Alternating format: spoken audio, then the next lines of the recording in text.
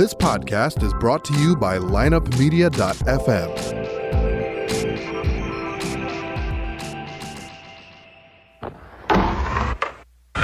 Because if you can tell me what your habits are, I can tell you what sort of a person you are. I can tell you what your future looks like. But like I always say, life is 10% what happens to you, it's 90% what you do about it.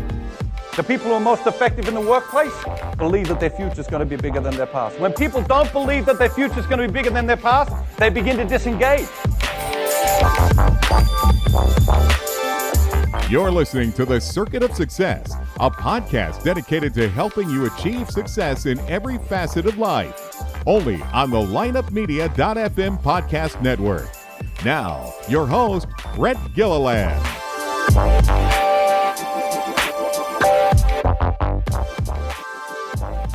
Welcome to The Circuit of Success. I am your host, Brett Gilliland, and today I've got Bill Coletti with me. Bill, how you doing?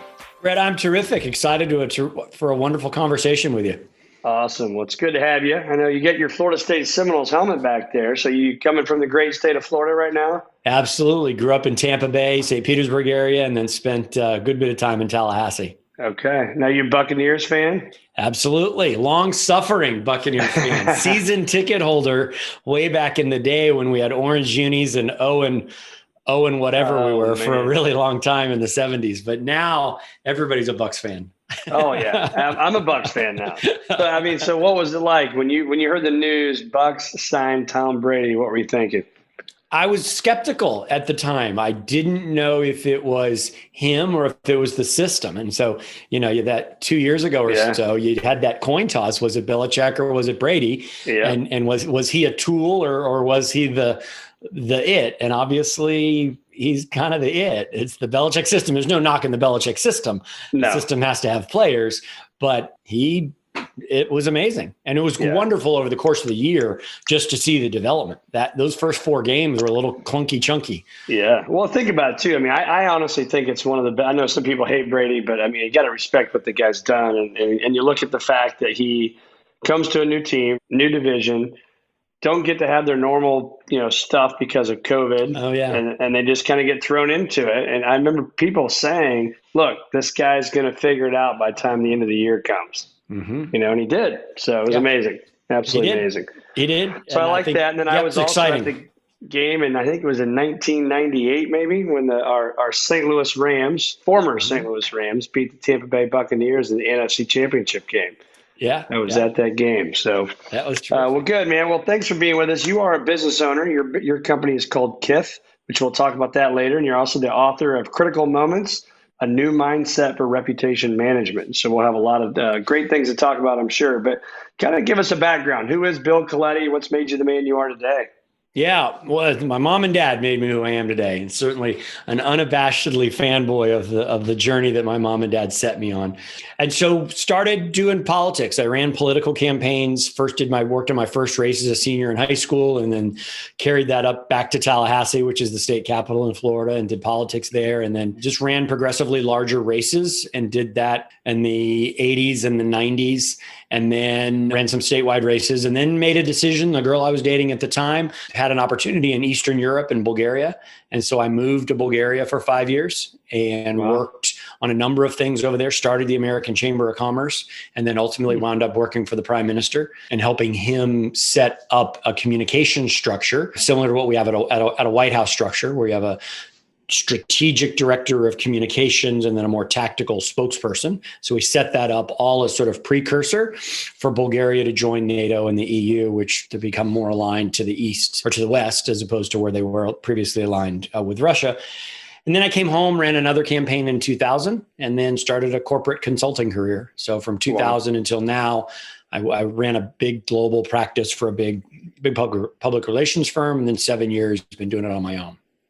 Nice. And so what did you learn? So obviously being over there in Bulgaria in a different culture, right? So what did you learn about cultures that you can apply to the business world today? That it is just absolutely critical to have a perspective bigger than your neighborhood. I think it is critical that you have to have a big global perspective to understand the why of a lot of different things. And we can understand, just take post-Trump presidency and the seeds of the Tea Party movement, you can learn a lot about that by tracking some of that of what happened in Europe prior to that. And so I think there's a lot of cultural understanding, but more importantly, understanding of yourself and why we do things the way we do. And that it also kind of, while I certainly believe in American greatness, we're not the only ones that got it figured out. There are other countries in the world that are doing some pretty great things. And I think a little bit of humility, there's nothing wrong with that. Yeah, you can learn from a lot of people too. I mean, I think learning is a big deal as a leader. Absolutely. And I'm assuming you can go there and learn from other cultures and bring that back to your own culture. Absolutely. And, so one of the things you learn there is that it's just the critical importance of family and that people take care of their families. And it's not that we don't do that here, but it is a primary component of that. You also learn that Bulgaria, as a particular country, has really been battered around. I mean, there were 7 different governing authorities, from the Romans to the Turks to the Russians and the Germans. And so there are lots of invaders and conquerors of Bulgaria. We never had that. We've had this sort of monolithic sense of destiny in the United States, and Bulgaria had to be really resilient, and they remade themselves any number of times. And so there's a lot of success stories to be learned from that. But the one big takeaway is family. It was a big takeaway. Yeah. So let's kind of turn the page here a little bit and talk about communication. Obviously, you're an expert at that, and I think it's important. It's always important, right, to communicate, whether that's in your marriage, with your kids, with your work people. But what is it about communication to you when you hear that word sticks out when you think about being a trusted advisor, right? Like Visionary Wealth Advisors, we are a wealth management firm. And we are a trusted advisor to our clients. And so take the wealth management space, whether it's an attorney, a doctor, whoever it may be, what's the most important thing when you think about communication and being a trusted advisor? Yeah, it's terrific. I love that question. So there's an amazing book written by David Maister, and Maister really sort of tried to deconstruct the professional service wisdom giving, which is what all those disciplines you just described, including yourself and what we do. Wrote a book called Trusted Advisor. And he really tried to unpack what are the key elements of being a trusted advisor. And he talked about this concept of it's a math equation, and I'll paraphrase it for brevity's sake.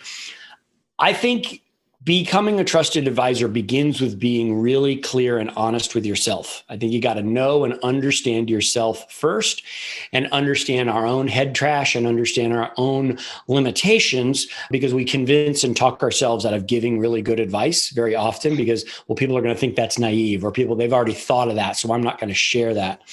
So the Maister model is all built over self-awareness. And then above self-awareness is trust. You get trust by being credible. And so, Brett, you've built trust over your career by giving consistent doubles and maybe the occasional triple and rarely a home run for your clients, but you have been credible and consistent by delivering good, prudent, sound advice.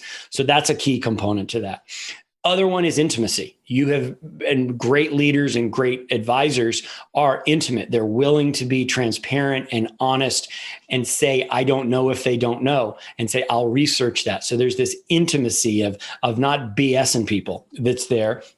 And then the last part is really truly being a subject matter expert. And so I could not be a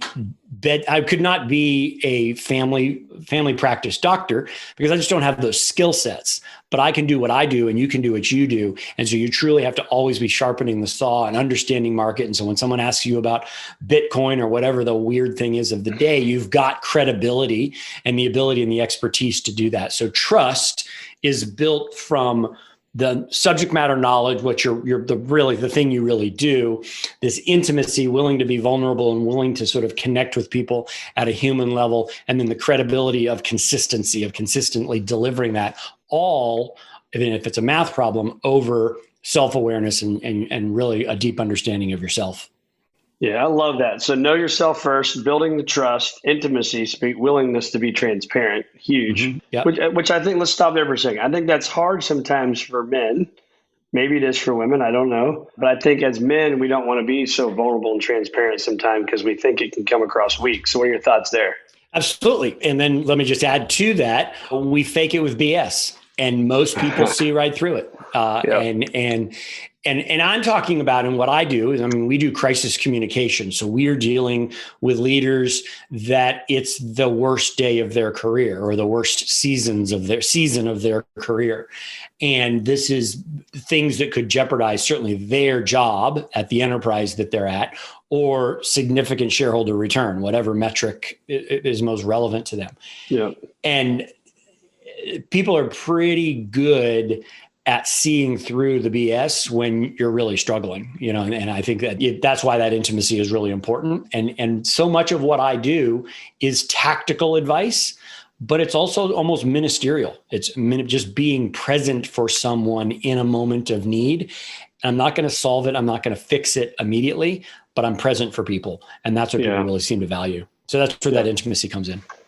I love it. And then the fourth one you said was be a subject matter expert. And so I love that. I say be a student of the game. And so what is it that you do, kind of walk us through maybe the daily or the weekly or the monthly habits for you to stay at the top of your deal and keep sharpening your saw? Yeah, I love it. So I have just over the past 3 years really embraced a morning practice. So I have a morning ritual and a morning routine. And there's this great book by Hal Eldridge called Miracle Morning. And he talks about this thing called Savers.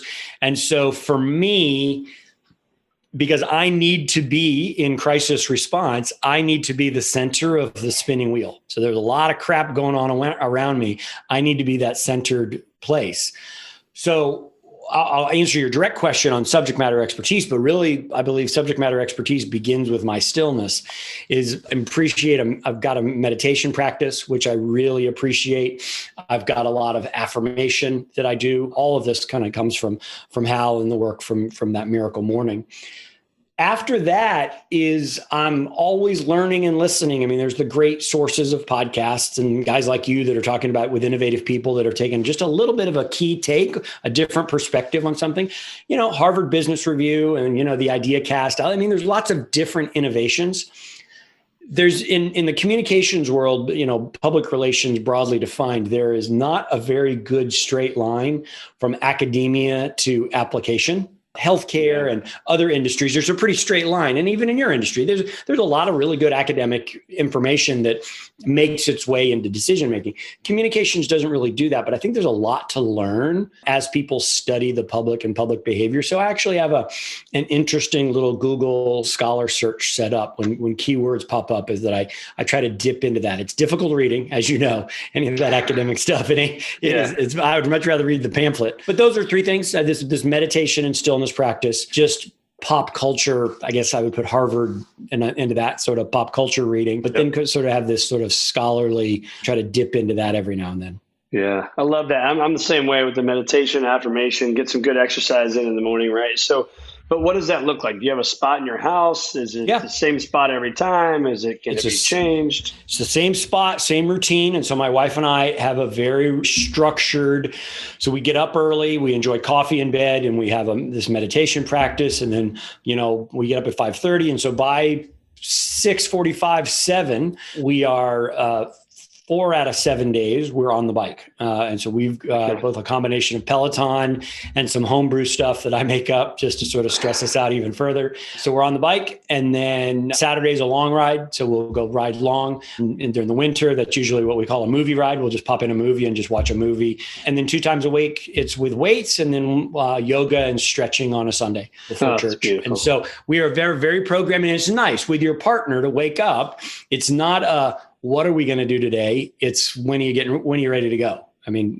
What needs to happen? So we know every Wednesday, today's tempo. And so we do tempo work on Wednesday. We do hard on Tuesday, Friday, and then we go long on Saturday. So we know, and then 2 other days where, I'm lifting and my wife is doing something that she enjoys personally. The lifting is kind of a lonely, singular activity. You can't really do that as a group. That's hard to do as a group sport, I've found. Yeah. I think it's very great, structured, right? very structured. And I think there's accountability there, what I'm hearing too, right? It's one thing to show up by yourself, and there's a lot of people that are disciplined to do that, but there's also that thing that this beautiful lady's right next to you, and it's going to be, hey, I got to get up, or she's nudging you. It's time to get up, right? Absolutely. And it's nice to know when you wake up Tuesday morning, we're riding, short hard. And that's just, I love the clarity of that. People have critiqued that it's boring or static. I mean, that's what the long ride is for. We're out roaming around different rides in the hill country here. We live in Central Texas. So that's what that's for. But it's work. I mean, it's not, so I don't need to mix it up for the sake of mixing it up. It's a purpose. I like it. So let's talk about, you said earlier, maybe it was even before we started recording, but leading, but yet challenging, right? Yeah. So I think sometimes we want to lead and it's hard to challenge that person, but at the same time, great leaders can also challenge. So walk us through that. Yeah. So it's in the context back to where we were about trusted advisors. And I think your work and the other industries that you picked, lawyers, accountants, other professional services, people that earn their income by serving others, is that there's this dichotomy that I've observed, is that you typically have people, and it's very age related, but not universally age, but it's early in people's career. They do what I call serve and respond.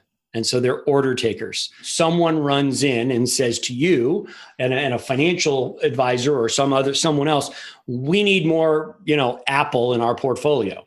The serve and respond advisor says, yep, how many shares you want, or whatever the context might be.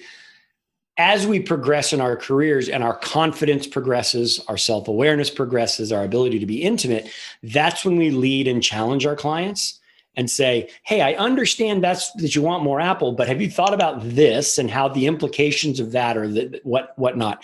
And so I view, and what I ask people that I work with is, am I serving, responding, or am I leading and challenging my clients and those around me? And so I toggle as a leader of my firm. I toggle between both of those. I serve and respond. People tell me what to do. We need a piece of content. You got to be here at 10 o'clock. You got to do this thing. And I just do what I do. I serve and respond. There is often where my greatest role is to lead and challenge. And that's the same thing for my clients. I try to get out of serve and responding for my clients. And I would know what we get paid for is leading and challenge. So serve and respond would look like, writing a press release, writing a speech, writing talking points, doing a study about social media or something like that. I've got people that do that. That's not what I do. I take that and then lead and challenge people with that information. I love that too. I mean, that serve and respond, like you said in your example, the Apple's, okay, Mr. or Mrs. Client, you want 100 shares, you want 1,000 shares, right? And it's just, I don't think you're adding value there. You're just taking an order. You might taking an order. McDonald's. Right? Yeah, absolutely. And I can't tell you how many, and you said it earlier, like whether it's Bitcoin or when all this crazy stuff's going on in the markets, it's everybody's got an idea. And I think, our advisors work really hard to know the client, ask the questions and do what they need to do, because that's where, in my opinion, you do become the trusted advisor, and that's how you earn your keep. But do you agree that there's this with your group, with your advisors? Do you think there is an age or an experience axis? Is that we all start at serve and respond because of the 100%. Fear of losing clients? Yeah. I don't want to piss off Mr. and Mrs. Jones. I don't want to piss that guy off, right? Yeah. No, as opposed to saying Bitcoin's stupid, which you might say as a lead and challenge.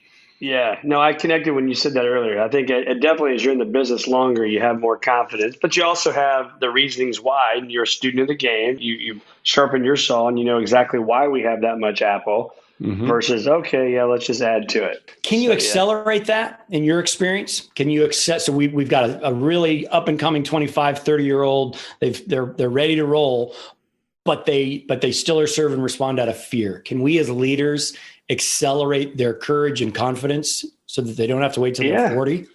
I think so. And the reason I say that is I've been an advisor. This is the only thing I've ever done. And so now, being a founder and co-founder and a CEO of a firm and still an advisor, but back when I was 22, 23 years old, I was scared to death, right? But the way I did that, the way I made that go faster was now I can say this because I'm the gray-haired guy, but I always took the gray-haired guys with me in my early 20s. And I would sit down and I would watch them and how they would work with clients. And I wouldn't write down what the client or prospect said. I would write down what the advisor said. And, this guy said that in this meeting. Well, here's how the advisor responded. Or she said this, and here's what he did. And then I would study that and I would learn that.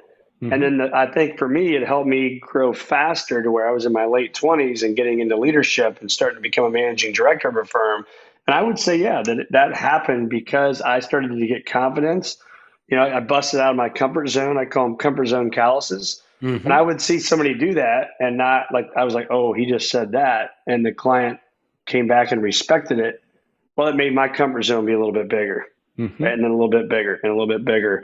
Until then, you had the ability to go out and do it on your own. Yeah. And then from what we do in a communications context, our promise is, if you work with us in this journey of becoming a trusted advisor, the promise is you now become the place that your leadership takes their most difficult challenges. And that's not for everybody. Not everybody wants to do that. I'm sure you know plenty of advisors that are happy taking orders and that they've made careers out of taking orders. It's not what I want to do, and I don't think it's what you want to do. But I do, as we become trusted advisors, I want to be the place that the leader takes their most difficult challenge. That's what I want. And in a sports context, I want the ball at the top of the key. That's not everybody. Not everybody doesn't want the ball, and there's nothing wrong with that. That's not a criticism. I think you would agree with that. That's not 100%. Not a criticism, but you got to make sure somebody wants the ball when there's 2 seconds left or whatever the metaphor. Absolutely.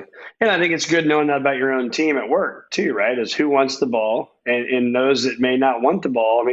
Look at John Paxson and Steve Kerr and people like that for the Chicago Bulls, right? They weren't the guy that had the ball at the top of the key, but they've made a hell of a living and have a lot of memories. And they were the last pass. Or the number 3. They made the last pass and they get the assist. Or made some key shots that nobody talks about because they want to talk about Jordan stuff. So exactly. It's good to have that in every team. So let's talk about you. Obviously, we've used the word crisis a lot. You've worked with people on, like you said, their worst day probably ever, right? And so maybe somebody listens going through that, but maybe somebody just had a bad day, right? It's not maybe newsworthy, but for them, it knocked them off the horse a little bit, right? So what advice would you have for people from a mindset and an emotional standpoint, how to get through really, really tough days or really tough time? Yeah, terrific question. So I believe in this phrase, and I read it from someone. It was a church that was going through a really, really difficult time. And this is what someone shared. He said, the crucible of crisis doesn't develop your skill set, it reveals it.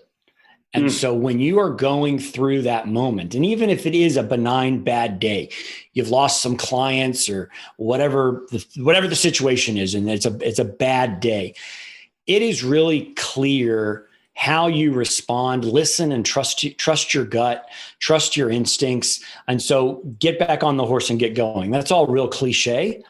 But the thing for what I do, and this is a little outside of just bad day, is that if you subscribe that the crucible of crisis doesn't develop your skill set, it reveals it, you got to practice.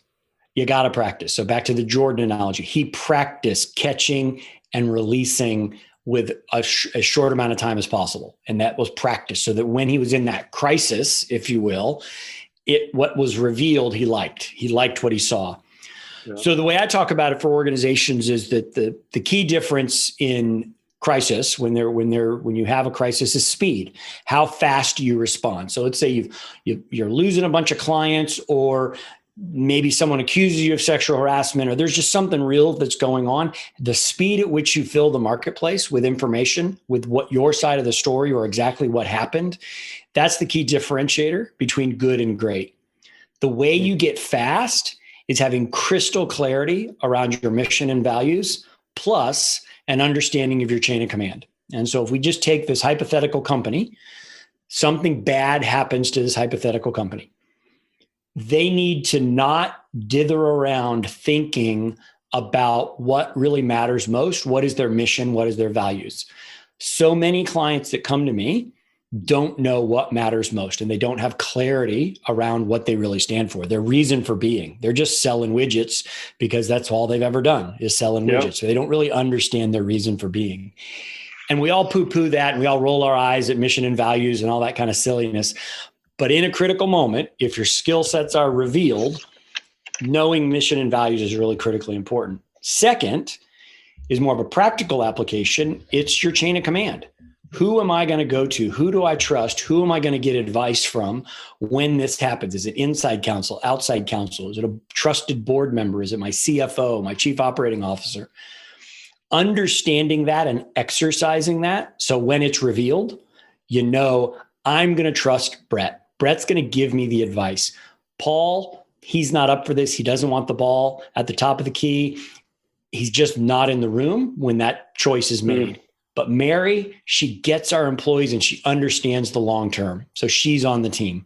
And so it's exercising and practicing those things. So speed is the key differentiator when people are having these crises. The way you get fast is knowing what you stand for and knowing who you talk to. That's how you get fast. That's phenomenal. I love that process. And so talk about the emotional side of that though, too, because, okay, great. I got my communication out. I know my mission and vision. I know my team. But now I'm at home alone after dinner and I'm like, holy crap, right? My world is crumbling. Yeah. Now what? Yeah. And that's when that ministerial part of what I do, because I get those calls at 7:00. We've issued the statement, we've done the press release, we've done the whatever. And we watched it. We watched the 6:00 news and said, okay, we did okay. Now what? It is a lot about that self-orientation and blame is such a toxic chemical is when we look at blame and there's self-blame. But what I really try to do is we're dealing with crises and often it is not the actions of one person. So sexual harassment. And if you've got a leader that has done some bad things, they need to sit in that blame and they need to sit and own that space. But if there was a manufacturing facility that blew up, or there was something bad that happened, you owning that blame personally is not particularly relevant to me. I don't think that's really important. I think what you need to do is apologize, fix it, and get back to strategy as fast as you can. There's really not much room for self-wallowing. And so depending upon the situation, when I get that call, it's called 7-8 o'clock at the end of the day, is that I really want organizations to apologize, fix it, and get back on plan as fast as they can. And denial and saying, well, maybe it's not me, or maybe it's not that bad, or maybe nobody's going to find out. That is not a part of apologize, fix it, and get back on strategy. Yeah. And too often companies do that. Yeah. And I think too, you mentioned the company earlier, but I've got a couple of their pieces of exercise equipment at home. And I, recently they had to do a recall, right, with their treadmill. Yeah. And absolutely. I'm not an expert, but they communicated with me very quickly. They fixed the problem if you wanted to fix the problem, right? Mm-hmm. And they have over communicated, I think, since with some emails and some things like that. So I think that's probably a good process. Would you agree? Or is that some opportunity? It was a good process once they did it. They were slow because you had governmental, I was FTC, I believe. FTC a little bit forced their hand. And so they were behind the curve on that. So yes, and it's great that that's your observation and that's your perspective. That's what they're counting on. I think from my vantage point, they were kind of a half a step behind in a macro context. Now, does that matter? All it really matters is your memory and your perspective as a customer or an observer. That's really what matters, not my sort of fine tuning. It's a little bit like appreciating art. A lot of people appreciate it and other people sort of get, don't like the way the eye is painted or something like that. So, but they were a little bit delayed. They were a little slow. Thought it a little bit. Yeah, exactly. Yeah, exactly. Which is an instinct. Absolutely. Yeah. So again, we talk about mindset and behaviors on here all the time. So leader 1, great mindset, great behaviors.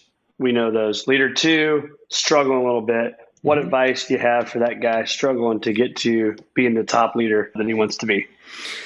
Yeah. Those are challenging situations because they have the mantle of leadership in that moment. If they maintain that position, they will not keep it. They cannot keep that leadership. And so what I do a lot of is that I need to generate action. I need to get companies to do something, whether that be an apology or fire somebody or make amends in some way. They need to take affirmative action. is one of the most effective things I do is just sort of paint a picture. You convince people with sort of fear or the promise of a promised land, is that you really use fear. I say, if we don't do this, here are going to be the consequences. It's a New York Times article. It's going to be a really difficult board meeting where you're going to have to explain why you didn't do anything, and then you're probably going to get fired. Or we can do this. And this is what that promised land looked like. That chasm is painful. You are going to have to get over that chasm. So I try to use storytelling. I use either promised land or fear to try to convince. To the root of your question is a coaching and self-improvement. In my practice, that's a day 2 activity. That's not a day 1 activity. Day 1, I'm on the battlefield triaging, kind of packing the wound. Now is stopping the bleeding. Stopping the bleeding. And that is not the time to talk about diet and exercise. Okay. We're like packing the wound. And so I talk a lot about sort of cardiology and issues around that, is that a lot of what I do is just emergency room physician type of stuff. We'll eventually get to talk about that. To your point about coaching, I use that same fear or promised land parable. And that seems to be a really effective way for people to understand that. And at a very practical level, I have mocked up newspaper articles with real headlines and 2 or 3 paragraphs of copy that says, CEO Brett, are you ready to see this article? Because this is what's coming tomorrow if we don't act. That's a little extreme and a little dramatic, but get your attention though. But it gets your attention because it's real galvanizing to see, on Thursday afternoon, Brett failed to blank, blank, blank. That's pretty galvanizing. And I love that. I know the root of your question is coaching. Honestly, it's my experience. Those leaders that don't have that mindset and behavior self-select, or the board selects them out pretty fast. So I'm writing this down. So what I'm hearing is kind of you're painting 2 pictures. And so any business leader or mom and dad, anybody listening to this right now could sit down and say, okay, based on what I'm doing right now, we can go as small as exercise, your eating, leadership, whatever you want to call it. Here's if I keep doing this path, here's what's going to happen. Boom, boom, boom, boom, boom, right? List them out. Or I can adapt and go to this path. Boom, boom, boom, boom. Here's what's going to happen. Now I have to sit and reflect and look at these 2 things and say, which do I prefer? Exactly. Yeah. And I think that's really, really an important process. And we all should do that. And that's where that meditation time comes in, and that stillness. Everybody gets off on being busy, busy, busy. And I just think that's ridiculous. Right. Yeah. We should really agree. Reflect. And exactly what you just said, that's the way to think about it. So when you think about it, let's go back to that meditation visualization thing. Walk us through that. You got your coffee, you're in bed for this part, and are you literally just kind of breathing and trying to let your mind go nowhere? Or are you letting your mind go to certain things that you need to really focus on? Yeah, 2 parts. I think everything begins with gratitude. So I've got a gratitude list that I just run through. My kids, my wife, my firm, my team. So I'm just running through. I've got a pretty fixed gratitude list. So I just kind of run through the gratitude list. The second is I've tried lots of different models in my silence, or let's call it meditation. I just go where I go and wherever I go. Some days it's improving my punch list and improving the things I need to do by 10 o'clock and my honey-do list, or, paint the house, walk the dog, whatever. And sometimes it's there. Other times it's like really big, beefy things about myself. It's really big, beefy things around concepts about self-improvement, or maybe somebody on my team that I want to coach. And so gratitude is pretty fixed. There's a 8 or 12 little touch points that I hit there. That's really very fixed. After that, I was coached by a coach. Just let it go. Let the whatever you believe in do its work. And that's kind of what I do. And I do believe that's God in me, and that's wherever I go. And sometimes God's okay with me working on a grocery list, and there's nothing wrong with that. All right. Every day does not have to be exploring the bowels of my creation. I can really just think about, okay, I got to mow the yard. So time to get up and get going, or whatever the case may be. But driven people, they'll struggle with that, right? Yeah, absolutely. I mean, I struggle with that sometimes where it's like, I just wasn't as productive. And then I beat myself up over a little bit. Yeah. Yeah. That's that self-awareness and self-care. Yeah. I mean, if we can't care for ourselves, we can't care for others. I firmly believe that. And particularly you mentioned men, there are so many men that are just like driven and scheduled. It's a pity often that they have not taken enough time for self-care, and women are very good at that, not to put too many gender stereotypes on it, but men struggle with that. And that's a shame. Yeah. So you mentioned earlier, just very briefly, but I catch this, and I think we want to make a point of this, is you said that your coach coached you. Yeah. You coach people. Mm-hmm. And again, let's go back to Michael Jordan or Michael Phelps or Tom Brady or whoever. The best of the best of the best have coaches. Mm-hmm. So when you think about that, what advice would you have for somebody listening to this today that doesn't have a coach, but wants to go to that next level? Why did you hire a coach, and what do you get out of it? Yeah. Well, I'm a huge fan of coaching, mentorship, whatever you want to call it. I think having a non-aligned outsider giving you perspective is critical. And so I say non-aligned because you might have a COO who, you guys can talk really honestly with each other, but you're aligned and your decisions impact their outcomes. Yeah. So I talk about it in the context of non-aligned. I think it's critically important to have a non-aligned outside perspective in your life. And even your wife or partner is aligned. So I think there's high value in that. So what I get out of it is just clarity of thought and helping me. I still struggle with confidence. I still struggle with my own head trash. And are people really going to believe me? And are people really going to believe the wisdom that I give? And then also just in growing my business, I didn't really, to grow the way I need to grow, I need to market and be more aggressive and ask for the sale. I've built my business on referrals and reputation, and now I'm pivoting. So my coach really helps me with that it is okay to go out and market and promote yourself and do it in a very classy and organic way. The other thing my coach does is paints a picture of a vision of a future that I can get excited about. I can get enthusiastic about that. So those are kind of three things that I think I get a lot from my coach in order to sort of paint that vision, clarify the offerings that I bring, but then also helping me get out of my own way and my own self-doubt. Yeah. I like it. So let's talk about this and maybe your meditation, your gratitude list, affirmations and all that. But what about when I say enjoy the journey? You mentioned kids earlier. I don't know how old your children are, but those of us that are in the depths of camps here and games there and stuff in the morning, stuff at night, work during the day, right? You're in that kind of sandwich into all this stuff. How have you slowed down, or did you slow down to enjoy the journey and make the most of it? Yeah.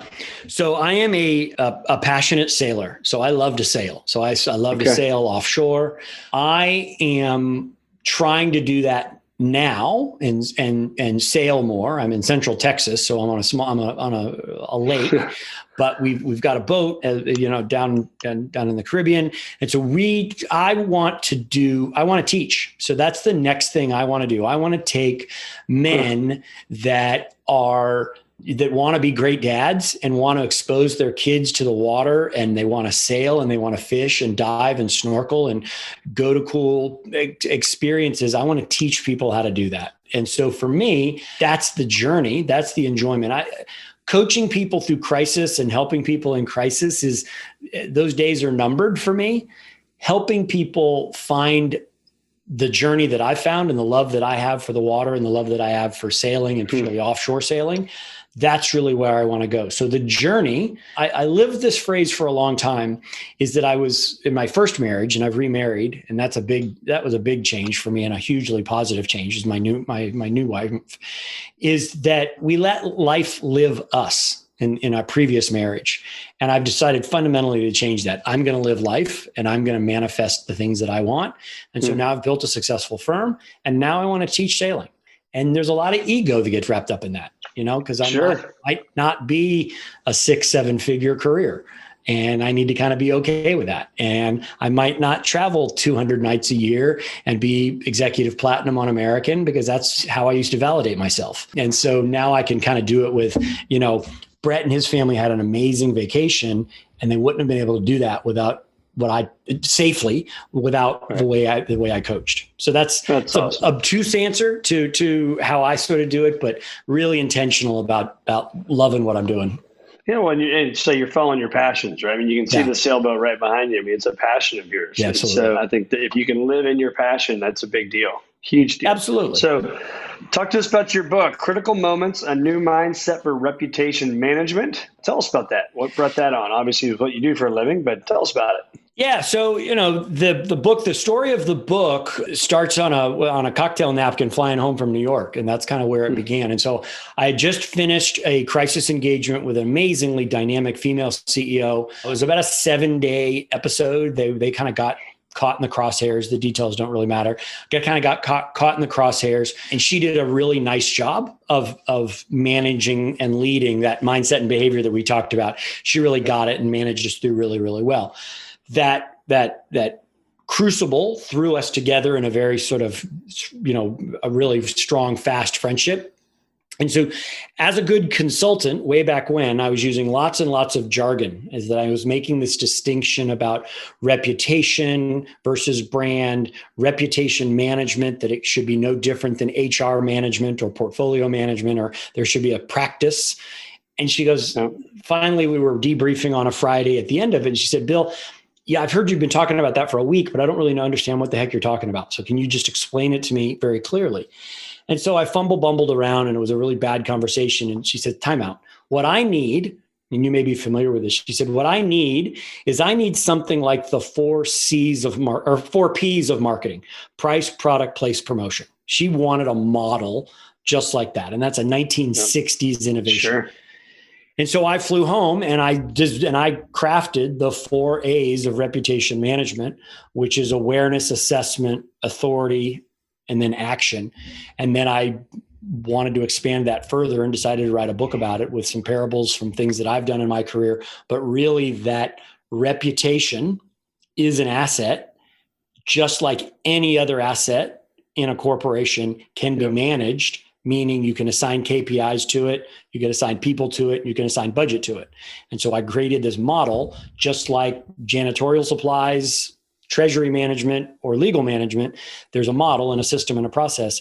And so we have applied that to reputation management so that it can be dealt with just like anything else in a corporation. Assuming you can get on any major platform. Absolutely. Yep. Critical Moments. There's a criticalmomentsbook.com is out there, but it's also available. The easiest and best way is Amazon, obviously, but then you can also get it at our corporate website, kith.co. Perfect. Well, besides your own book and besides the Bible, you got a lot of books back there. You can't use those two. What's your favorite book? Any recommendations? Yeah, we referenced it earlier. This Trusted Advisor book by David Maister is really a terrific book.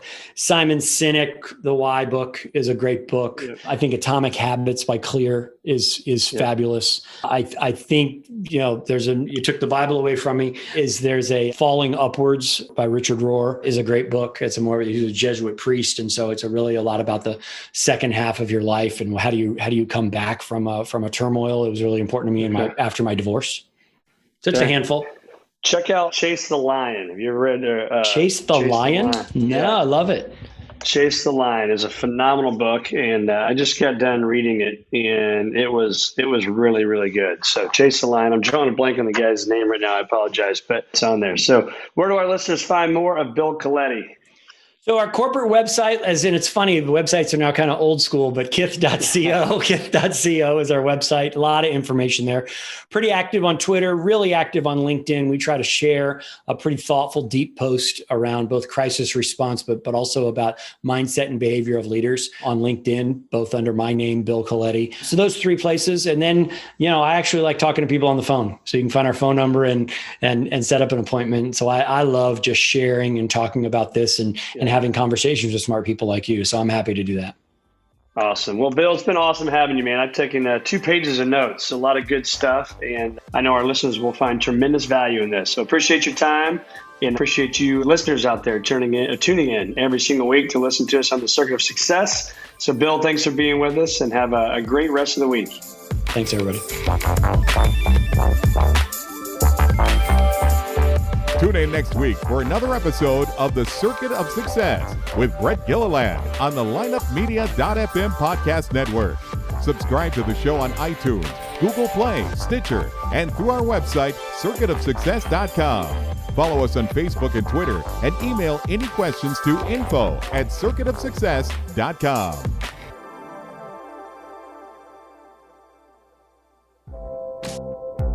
This podcast was a presentation of lineupmedia.fm.